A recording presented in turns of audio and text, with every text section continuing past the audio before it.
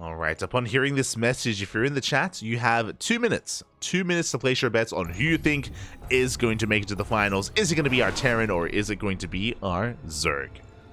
As spawning in the bottom right-hand corner of Neo Humanity, we have the South Korean Terran player, currently teamless, but one of the best Terrans in the world. It is Cure.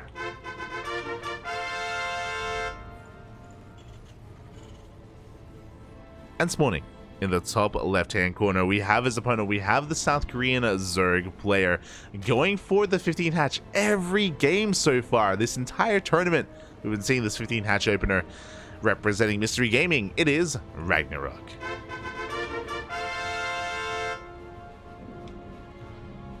Going for the 15-15, a very safe opener. I'm pretty sure he is hoping that Cure is going for a 2 racks on the low ground, going for the Beyond opener, but alas, that's not what we're seeing. Cure going for a standard racks expand instead. Very interesting. Okay. So this 15-15, it does give access to faster queens, obviously, for RagnaroK. Specifically on Neo Humanity, RagnaroK may go gasless. Dark loves going gasless on Neo Humanity, going straight for that third base very quickly and delaying his gases a little bit longer. I wonder if RagnaroK is going to take that route or if he's just going to go for a delayed gas instead. He has options. He has options on Neo Humanity. Meanwhile, I do appreciate that Cure isn't going for the 2 racks. The downside of the 2 racks opener on Neo Humanity is that you do delay your tank production, and this map specifically is very friendly to roach rushes. Roach rushes are very powerful on Neo Humanity just because of how short the rush distance is. You knock down these rocks, and if you don't have enough tanks, it's very difficult to defend the third base. Very difficult here at the triangular third that early on. So Cure has been finding that out the hard way. We've been casting a lot of Cure recently. We casted Cure versus Dark 3 times this week. We casted Cure versus Dark in ESL Opening Up Asia, in ESL Opening Up Americas, and in Masters Coliseum. It's been crazy how much Cure versus Dark we've been casting, and Dark has been abusing Cure with these roach rushes on these smaller maps when Cure goes for the 2 racks. So I appreciate that he's been adapting over the course of the week and is modifying and refining himself, refining his play. Meanwhile, RagnaroK isn't going gasless. We do have a delayed gas in the main, but a gas nonetheless, so he's not being too greedy here with his play, and Cure is going for a 3cc opener here back at home.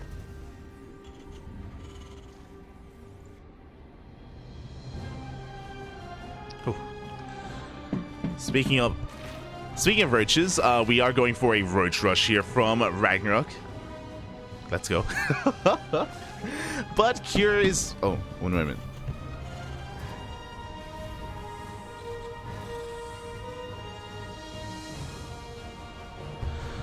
Here we go. So yeah, we do have a roach rush coming out from RagnaroK here. Cure is not in the best position for that. We do have a 1-1-1 opener, but it's a 3cc 1-1-1. Hold on, I was just checking the door and everything. It's all good. It's all good. But we do have a very economic opener out of Cure, but very safe as well. We already have a Cyclone in production, which is a little bit strange. Are we going for a Cyclone drop? We saw this last night as well. I'm worried. Reaper does go into the main base. Yeah, it is going to be a Cyclone drop. Medevac is on the way. Reaper does dive into the main base, does get eyes on the Roach Warren as well as the Roaches here from RagnaroK. Fully aware of what's going on.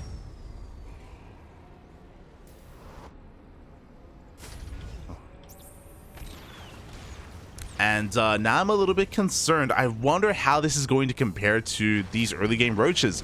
So for those wondering, these Cyclones, they do provide Cure a lot of map control. They can hunt down Overlords, especially with the medevac drop. But defensively, I'm not so sure. We do have a bunker on the low ground. The Ravagers are arriving. I do still think that Cure is in a bit of trouble. Does have a second Cyclone on the way. Go. Biles are going to be connecting this bunker. The repairs are looking strong. Oh my god, the bunker refuses to die. And a hot pick up here. The Cyclones are being kept alive. Really good juggling, really good micro coming in from Cure. Despite that, one Cyclone will fall, but he cleans this up. Oh my god. I was really concerned. I was really concerned for Cure. It felt like RagnaroK had an overwhelming army, but GG gets called and Cure takes game number 1. Oh, a very quick reaction, very hot, just worker pool there to repair that bunker, keep it alive. The juggling of the cyclones as well. He had more than enough. More than enough to defend. Cure will take game 1 in a very fast fashion. And if this series is a fast one, that means that we can also cast the lower semifinals as well. We can hop over and cover Hero versus Dark once the series wraps up, if it ends quickly. As long as Hero versus Dark doesn't end as quickly as well.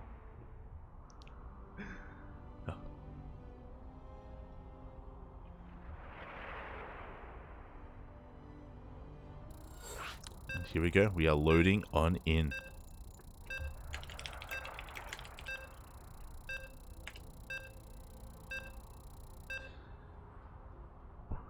And game 2 is going to be taking place on Royal Blood.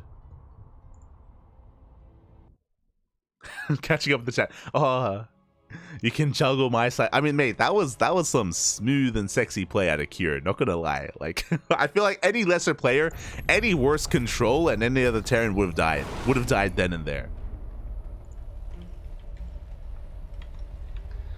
And here we go, spawning. In the top right-hand corner, leading the series 1-0, we have the South Korean Terran player representing himself, but one game away from advancing on to the grand finals. It is Cure. And spawning in the bottom left-hand corner, we have his opponent going for the 15 hatch opener once again. We have the South Korean Zerg player representing Mystery Gaming. It is RagnaroK.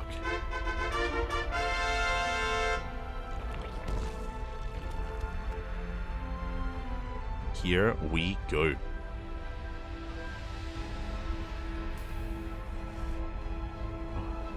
And yeah, once again, RagnaroK going for the 15 hatch. Again, I'm pretty sure this is designed to just be safe against the 2-axe opener that Cure has been very fond of. And he has been fond of it, but today, not so much. Today, Cure is going for more standard openers instead. And we saw this last night as well. If you were here for Masters Coliseum, we were casting Cure versus Dark. Well, we cast a lot of Cure last night, to be fair. As Cure made it out first in his group of Masters Coliseum, above players like Dark, Lambo, Ryung, and many others, DRG as well. Cure was looking powerful last night, not dropping a single series. And he was going for his 2-axe opener into a 3rd CC, but after, again, we mentioned earlier, he's been playing a lot against Dark recently, and he has been humbled a little bit, and as a result, he's kind of reverting back to his standard opener for his Rax expand instead, which has been really cool to see. He's mixing it up. Back at home, RagnaroK just going for a delayed gas geyser here. He's going to have a delayed presence on the map. Just because it's a 15-15, I don't think he's going to go for a roach rush again. Don't expect that. As we have our 3rd base being thrown down. Here we go. See, a lot of praise from Cure in the chat, and yeah, we mentioned it earlier. Cure, he has, I would say, the best TVP in the world right now, and his TvZ is looking damn good. It's looking very strong right now. You could definitely argue that he has the best TvZ in the world, or at least in Korea, which would probably say the world as well. Hard to say, though, hard to say. I think that's why Masters Coliseum is so exciting.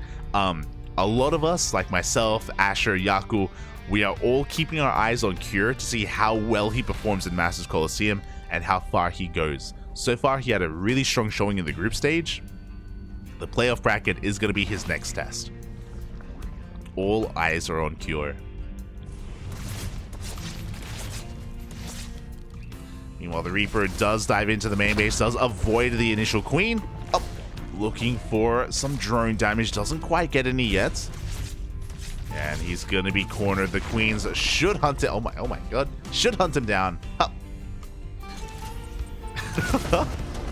Cure trying to keep it alive as long as possible. Back at home, a 3cc opener into a starport, the exact same opener he went for last game. Except this time he does go for the add-on swap. He's going for Hellions. He's not going for Cyclones. So a much more standard setup here. We have Hellions into Banshees. This is what we've been seeing for many years at this point. For good reason. The Hellions give you map control. The Banshees allow you to be safe against roaches and also harass.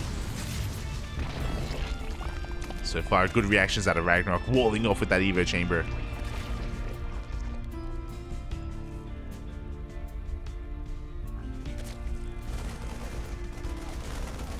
And the Overlord across the map goes in for a scout, confirms the third CC is done, also confirms that Cloaked Banshees are on the way, so RagnaroK should be getting ready here with detection momentarily with some Spore Crawlers.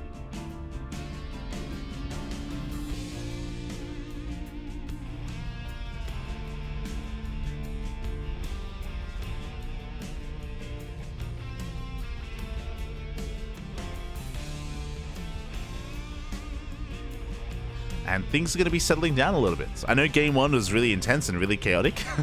there was a lot going on in game 1. Here in game 2, we're calming down. We have a lair on the way at a pretty standard time here for RagnaroK. A little bit delayed, but that's because the gases were delayed this game. So we have that lair. We have a Baneling Nest in production as well. So RagnaroK, he isn't cutting corners. He isn't rushing into Evo chambers and rushing into 1-1. He's going to be taking this with a more sensible approach going into those Banelings. All 6 gases are being taken. This is looking like Muta play. So far, no Evo chamber, so this is looking like a Spire, but we'll see what RagnaroK has in store for us. I would appreciate Lingbane Muta. Lingbane Muta can do quite well against these 3cc builds. Against 3cc Banshee. And we have been seeing Mutas come back into play, but as I say that, we have our Evo chambers being thrown down, so never mind. Queens are in position, and the Banshees are fended off. Oh, there it is. Spire is thrown down in the main base. So the Banshees did spot the Evo chambers, but they haven't seen the tech yet. So it is going to be Lingbane Muta. Love to see it. Don't see enough of it.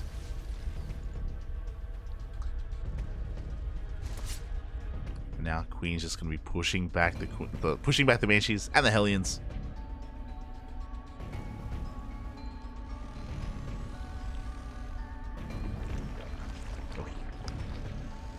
And yeah, so far Cure, he's not really being too aggressive either. He's just posturing with these harassing units. The Banshees haven't really been able to find too much damage yet. If they can go into the main base, then it's going to be a pretty important scout for Cure, but he hasn't come across the Mutas. He is getting ready though. We have some turrets in the main and in the third base, so even though Cure hasn't seen anything yet, he does feel like the possibility of Mutas is real. He didn't see the gases at the third base, but again, really good foresight, really good preparation out of Cure, just in case. As he is moving out across the map. We do have 2 tanks, 1-1 is about to kick in. And Cure preserved his Hellions as well to morph into Hellbats once the armory is done. Drones are going to be going down. RagnaroK going for a massive link counterattack instead. He's going to find a lot of damage. SCVs are falling, but he's going to lose a base. Hatchery will go down. I love this as he focuses down the missile turret as well. I wonder if Cure realizes that. I wonder if he recognizes what was just done, and here we go. The Mutas are now out, but we're going to be focusing on defending. Coming in from behind, looking for that tank. Oof. 1 Muta does go down. And Cure is slowly gaining ground. Within range of the tank, another Muta gets focused. Not the best trades from RagnaroK, but he can now collapse on this army. He dives on the Marines, dives on the tanks, and he will clean this up. At the same time, Banshees try to harass on the right-hand side, but the Queens are in position. Another Muta falls. Really good target firing out of Cure. But RagnaroK survives. He's on 4 bases. Cure rebuilds his missile turrets. Gets them back up and running. But he will be contained. Will be contained due to these Mutas. Gonna have to try to keep up.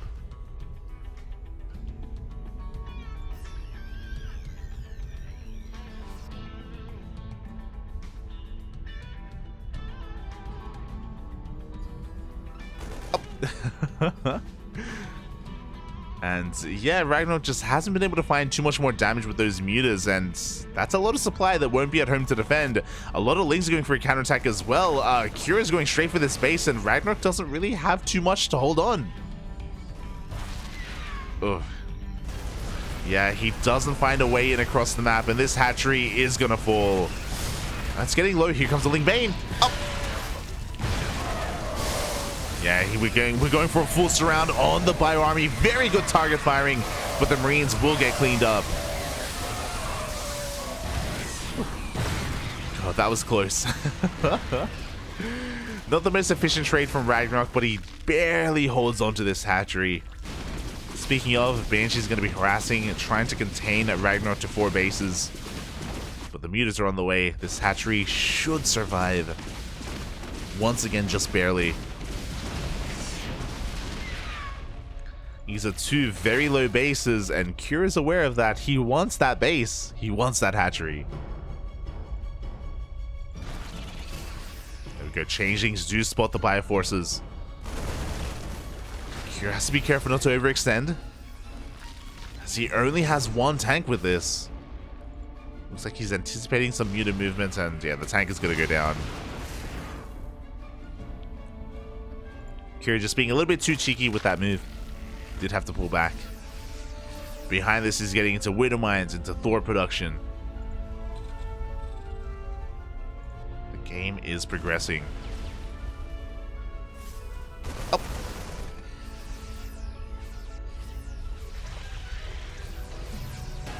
And behind this, we now see RagnaroK heading towards an infestation bit, towards Hive Tech. His upgrades have been delayed because, of course, he's been spending so much gas into these mutas. Oh, but that's a lot of turrets in the... Oh my god, in the production. 3 turrets, my god. They buy a lot of time.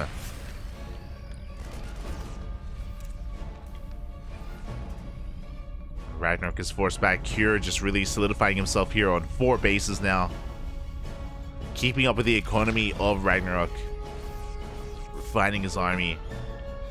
And RagnaroK is switching gears. Interesting. So he does have +2 air attack on the way, but we also have a Hydra Den. So RagnaroK, he's kind of opening up the possibility here for lurkers,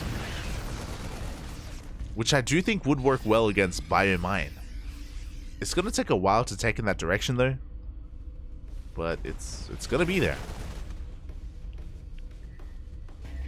Hydra upgrades on the way. RagnaroK now at this point maxed out on Lingbane Muta. So far, good Thor volleys, just zoning away those mutas. But we got a lot of Lingbane on the ground. We're going for this round, but the mine shots up. Oh, big mine connections on the Lings, but the Banelings are rolling on in. Ooh, a massive connection on the Banelings as well. A very inefficient fight for RagnaroK.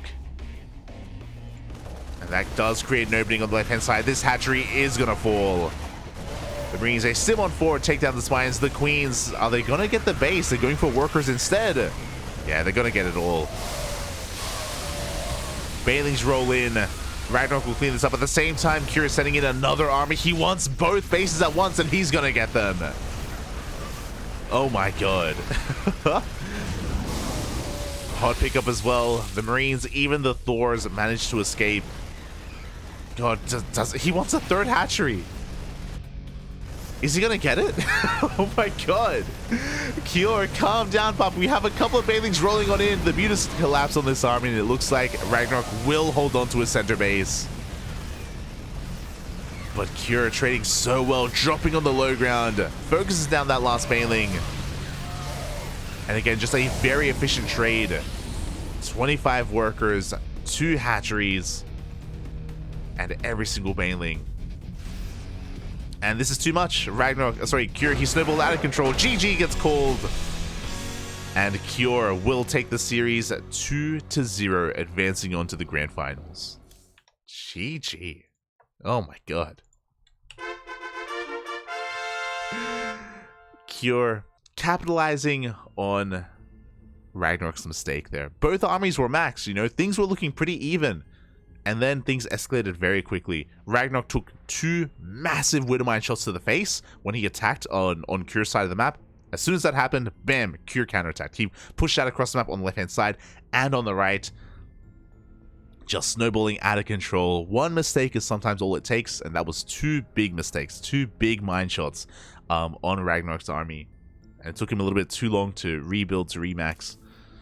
And GG. GG, well played. Kyr is our first finalist. Oh my god. A very intense game, a very intense series. RagnaroK, he put on a good showing, and I do think he was a worthy opponent for Kyr to really flex his skill. Game 1 was a little bit rough. I do think that RagnaroK could have broken Kyr then and there, if only Kyr wasn't so damn good. If only his control and his micro wasn't so amazing. With his cyclones, with his repair on those bunkers.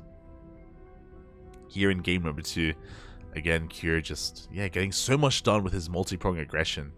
Really, really nice play. And with that, we are going to be going on a short break. Dark vs. Hero is currently mid-series. And it's going to be a short one. Oh, never mind. Oh my god. Dark vs. Hero has ended. Exclamation mark. Be in the chat. We just got an update. And I do need to adjust the filter here. Un momento.